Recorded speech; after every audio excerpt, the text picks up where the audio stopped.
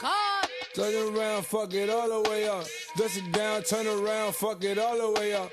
Bust it down, turn around, look. Let's get it straight, girl. You don't need a nigga for nothing. Looking better every day. You got that Benjamin Button. Claiming he don't got a girl. You know niggas be frontin'. You don't need no bitch coming up to you as a Hey guys, and welcome back to my channel. So first I want to say I hope you guys had a Merry Christmas, and I hope you guys are getting ready for the new year. I hope you got your goals written down.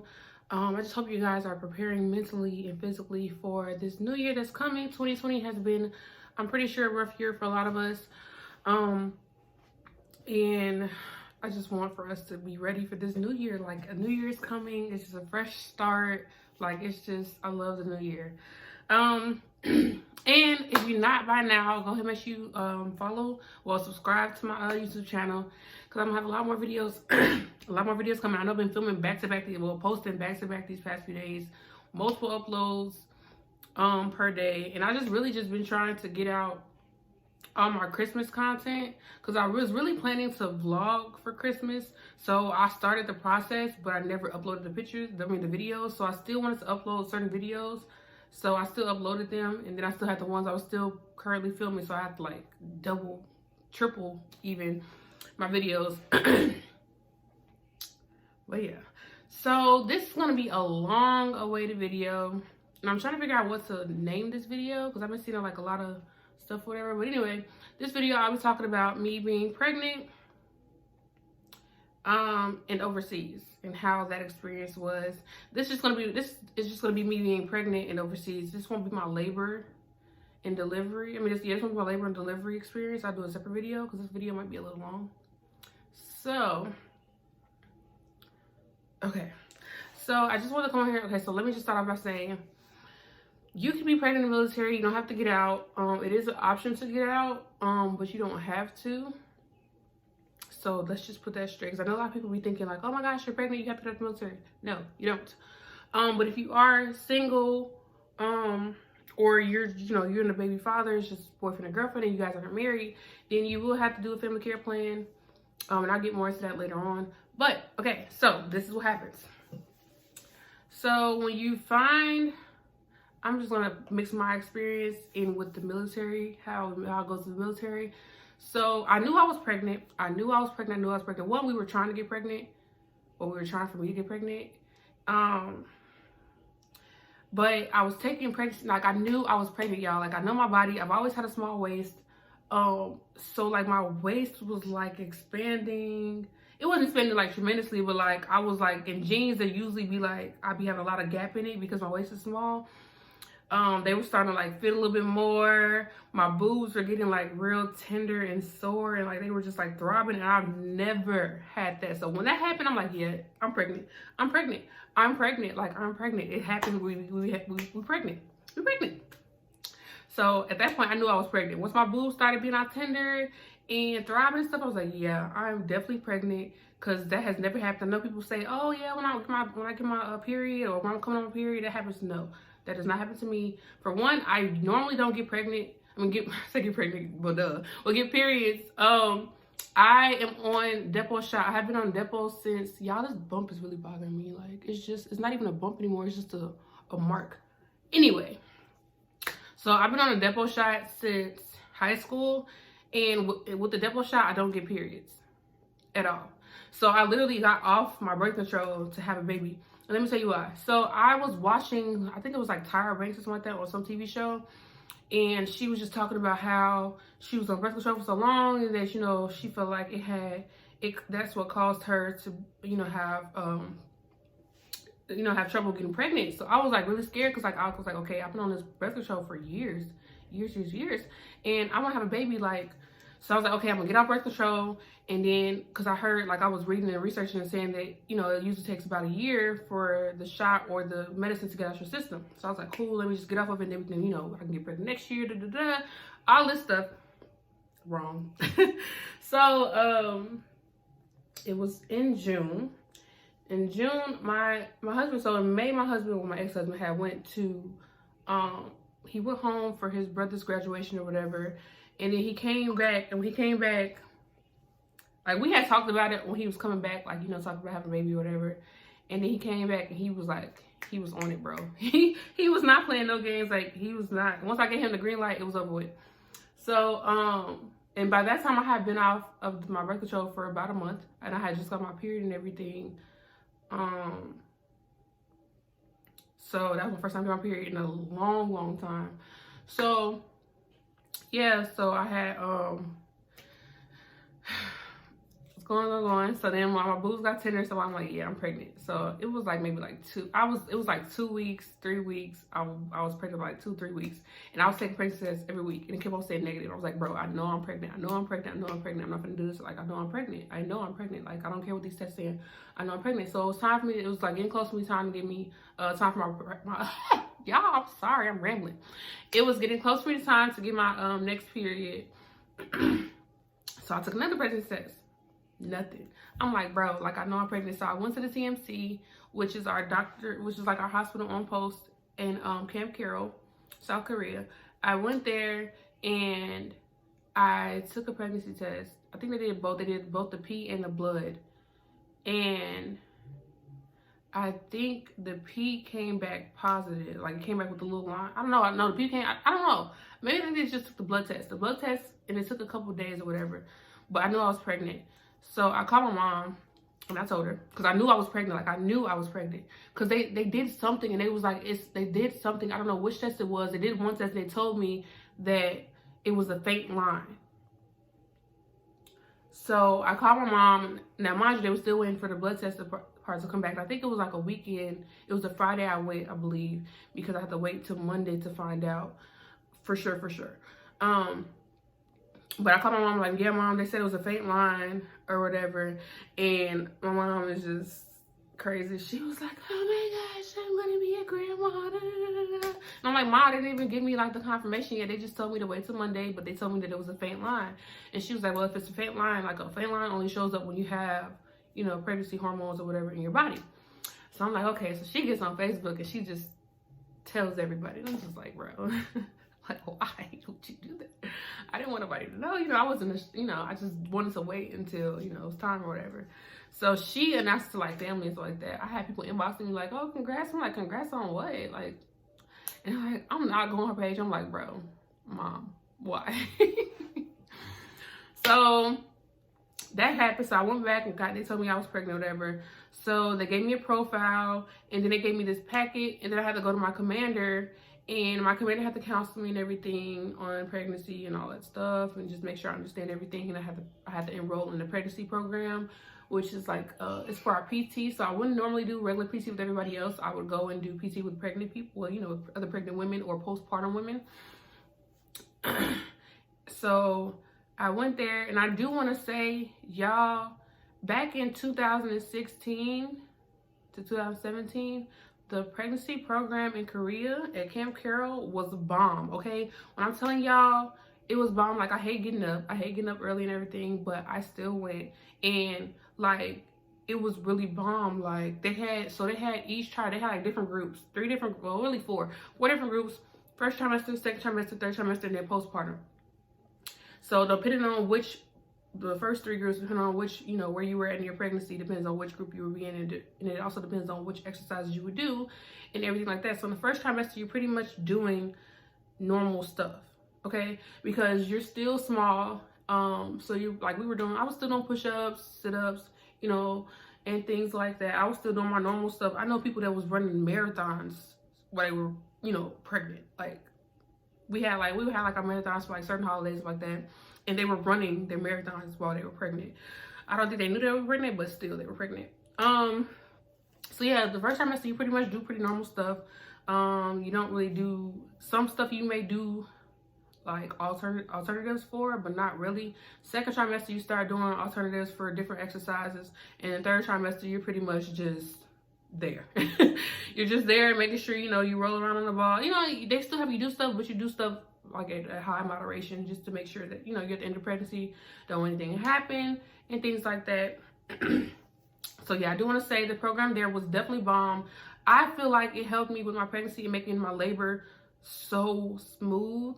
Like, I just feel like if you, like, being active while you're pregnant is is going to be a key part in making your labor go smooth. Now, I'm no doctor or anything like that, but I could just tell from experiences and talking to different people, my birth experience compared to other people's birth experiences that weren't active in their pregnancy was totally different. Like, it was totally different. I was only in labor for 6 hours, y'all. So I ain't gonna go too much into that because I'm gonna tell y'all the labor story. But my labor was smooth sailing, okay? But anyway, so yeah, so I go ahead and I go do the pregnancy PT, and it's the same hours as regular PT. So instead of me reporting to my my battalion, you know, and my battery and doing my stuff for my battery, I would go to the gym and report to them. So we were in regular PTs, like regular Army PTs, up until you were like, you couldn't fit your PTs anymore. Then you can come in as civilians, but of course it had to be appropriate wear. It couldn't be, you know, you have to, come on, okay? So it had to be appropriate clothing, but you still wore the clothing. And then and then I had okay, so yeah, so I would go there instead. And one thing I do want to say is that I like about the Army programs, I don't know if it's everywhere, but I know it's definitely in Korea, and it's here where I am at Fort Sill, because I'm a P3, now I'm a pregnancy instructor, so I help soldiers when they're, you know, when they're pregnant, things like that, and I'm their instructor now instead of actually being in the program. So every Thursday we would go to a class, an educational class, and it was like, for me, it was very, very helpful because this was my first pregnancy. Like, I'm in another country, I'm away from my family. Yes, my ex was there or whatever, but it was just like, we both are new to this. We don't know what to expect, we don't know what to do. So the classes that the Army had were very, very helpful. They had like breastfeeding classes, how to prepare for a baby, just all type of stuff. And it was very, very, very like car seat classes. It was just so informational, and I'm really appreciative of that, because it's sad that they don't have, I wish they had a program like that for spouses, like for men whose wives are married, or like whose wives are pregnant. They can come exercise with us, do stuff, you know, do things like that, because I feel like it would be very helpful for them, and it would also give them that support too, because you gotta think about it, they're away from their families as well, following, you know, traveling with their husband. So I just feel like, you know, they should be included, but hey. But yeah, so go to the classes. Every Thursday we would have a class, an educational class, to help us prepare for the babies. One thing I do want to say is that in Korea, so I had to have my daughter off post because the nearest hospital was all the way, so I was in Daegu, and I was in, yeah, I guess you could say Daegu. That's where my hospital was. I forgot where exactly Camp Carroll was. Camp Carroll was like maybe 30 minutes away from Daegu. Anyway, so I'm in Daegu, and the nearest hospital, the Army hospital that they had, was all the way in Seoul, and that was maybe 3-4 hours away. And if I'm in labor, who says I'm going to be able to last 3 to 4 hours to make this trip all the way up there to go to the hospital, the Army hospital on post? No, sorry, I don't know. Like, I don't know how that would work. I don't know anybody that actually has done that. But yeah, so I just went to a hospital in Daegu. It's called Hayongsung Women's Hospital. And they were so helpful. So what I had to do was, so in order for me to go see my daughter, like go for ultrasounds, I had to go to them. So when you get there, on the first floor, they have a office that has translators, and you go in there and you talk with them, and they get you set up everything. They get you set up with a doctor, and you wait. They weigh you every time you go. They check your blood pressure. And then literally, so the one thing I do love about having a baby overseas compared to in the States, I seen my daughter every time I went to the doctor. I seen her every time. Every time I would go to the hospital, I would see her. Every time, every checkup, everything. So, and it's so cool because they gave me a USB drive that had all of her pictures on there from the first time I went all the way until I gave birth. So that's something that's truly amazing, because I know in the States you only get to see your baby like maybe once or twice throughout the whole pregnancy. So that was amazing for me. I loved it. My mom was like, what's going on? Why? And I'm like, Mom, like, I'm in a different country. Like, that's just how they do it. So yeah, my mom was really, really worried. And I was just like, Mom, there's nothing to be worried about. Like, you know, I'm good. Like, I'm fine. This is just how they do it in Korea. And she just thought I was, whatever. Anyway, So yeah, so the translator and everything, and they would just take you, you would go see your doctor, and the translator would be there with you throughout the time while you're there with your doctor, just in case the doctor would say something that you didn't quite understand. Like, the doctor's English was okay, like, they were learning, they tried, but the translator was there to just make sure that, you know, if I didn't understand something that the doctor was saying, that they would tell me what was going on. So that was kind of, you know, that was the only thing. But the fact that they have translators there is pretty cool. One thing I do want to say is that I feel like they are so used to their babies being big, like they just thought that, I don't know, like, so my daughter was small, and I was small when I was born too. I was like maybe 6 pounds. I was like, yeah, I was 6 pounds. And every time I would go, they would like, eat, eat, eat, eat, eat, eat, eat, eat. Like, you need to get bigger. She's like, she's so tiny, but she's long.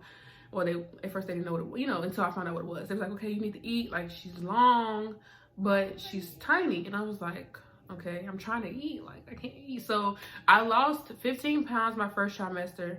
You guys, I wasn't even sick. I was just nauseous and I couldn't eat. Like, she didn't let me eat.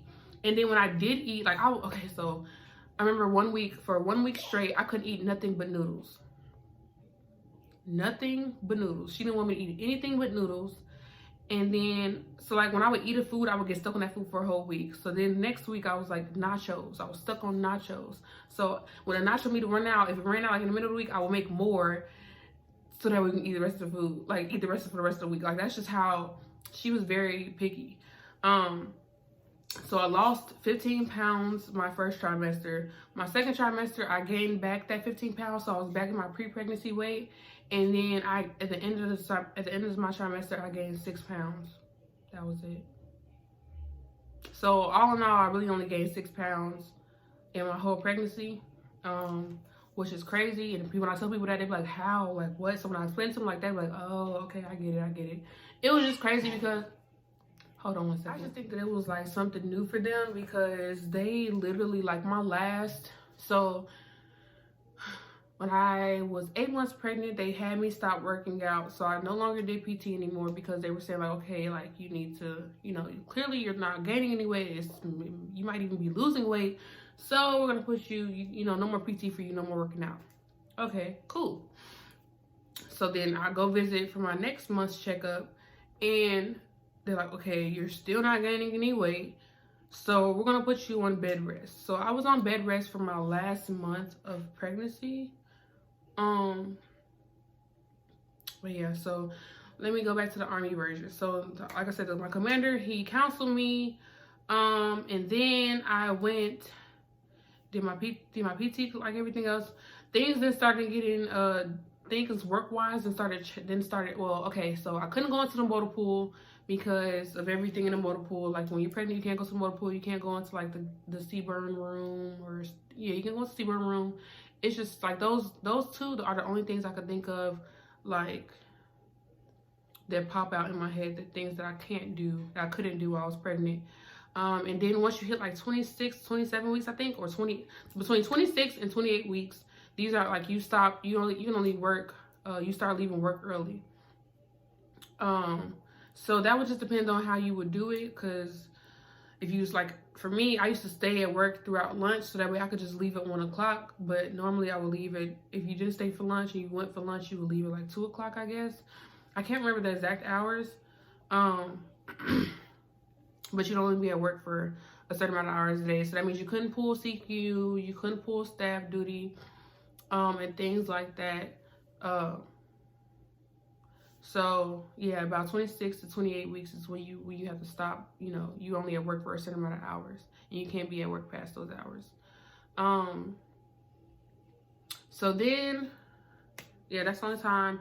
And then, so this is the process when you're having a baby. So when you have the baby, I believe the regulation says from the day that you leave the hospital, and I didn't know this. I thought it was from when you get in the, like, when you have the baby.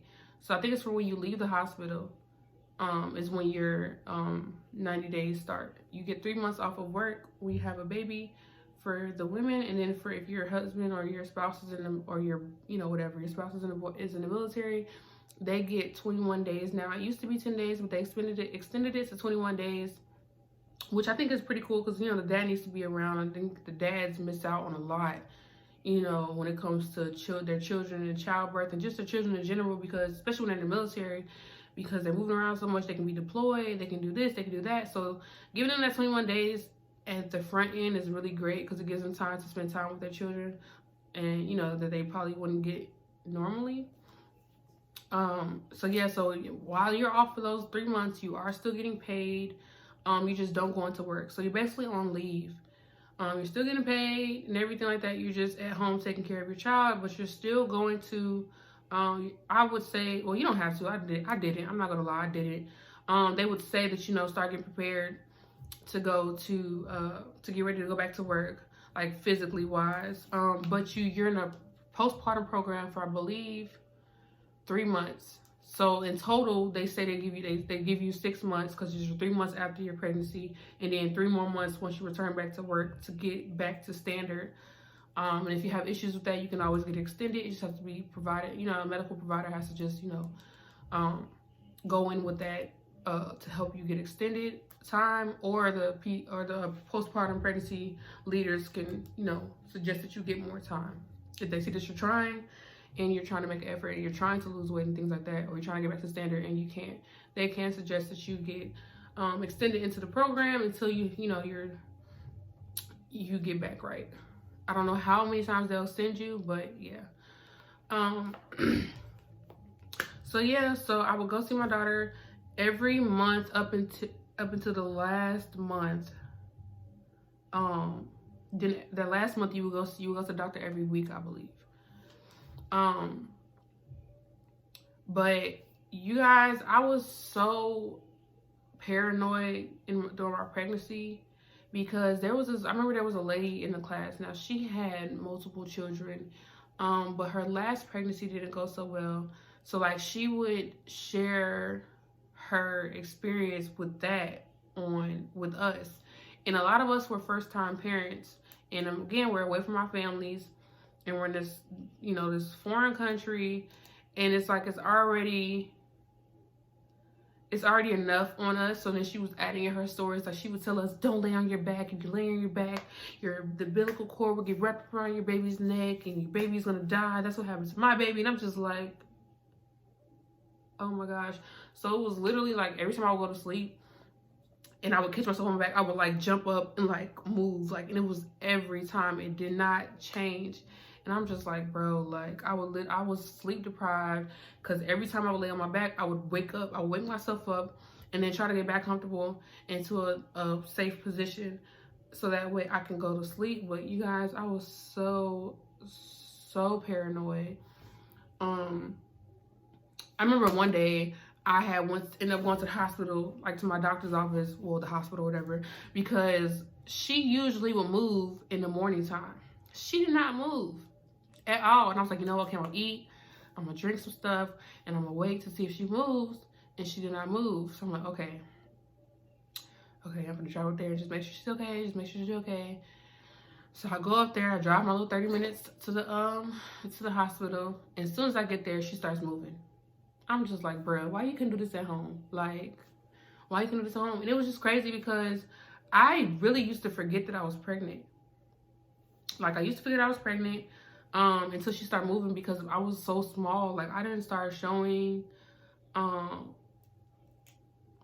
until like 6-7 months. I did not start showing until like 6-7 months. So another thing is with the uniforms, I do want to say this. So once you start showing or you can't fit your regular uniforms, you do get a maternity uniform. And basically the commander gives you a memo, I believe. And then you go to CIF where we get all our stuff. And they'll issue out, I believe, 2 uniforms, two or 3. I think I had 2 uniforms, and the pants are great. Okay, the pants are lovely, but I hate the top, because the top is like umbrella. It gives you that umbrella effect. So I just hated it because I would go into the food court during lunch to get me some food, and people would just stare. And it's like, dang, you never seen a pregnant woman before? Like, what are you looking at? So I did not like that, y'all. It was just, it was stressful. It was stressful. But now I'm just going to give you guys, because I don't want this video to be too long, I'm going to give you guys some pointers if you're like, more information if you're like single and you're dating somebody in the military, y'all both in the military. Okay, so let's see. If you're single and you're in the military and you're dating someone that's in the military, so for women, you can choose the option to get out. Why? If you find out you're pregnant and you decide you don't want to be in the military anymore, you can get out. You'll get out on the family care plan chapter. I can't think of what chapter that is. I don't even. Yeah, I can't think. I think it's like either chapter 13 or 14. I can't remember specifically. But yeah, you can get out on that. And this is just saying that, you know, you don't have a family care plan set up for when your baby comes and, you know, you just decided to get out. So you can use that to get out. But if you decide to stay in, now one thing I can say is you can use that to get out at any, I believe at any age point in, no matter how old your child is. Like, so say me right now, my daughter is about to be 4 years old. If I don't have a family care plan that can work out for me, I can use that to get out right now. So it doesn't really have a length of time, because if you're single, you have to have a family care plan. That is a like, you have to have it. It's not a if, ands, or buts. That is something that is needed. Now the time frame to get one,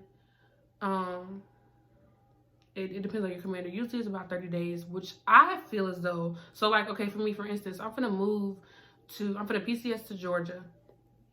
So within 30 days, I'm supposed to have a family care plan. Now, if my sister was not coming out there, that means that you would have to find somebody that you trust with your child within 30 days. And I don't feel like that's very realistic, because how am I supposed to find somebody that I trust with my child's life in 30 days? Like, so that's something I feel like the Army needs to go ahead and look into, because that's very unrealistic.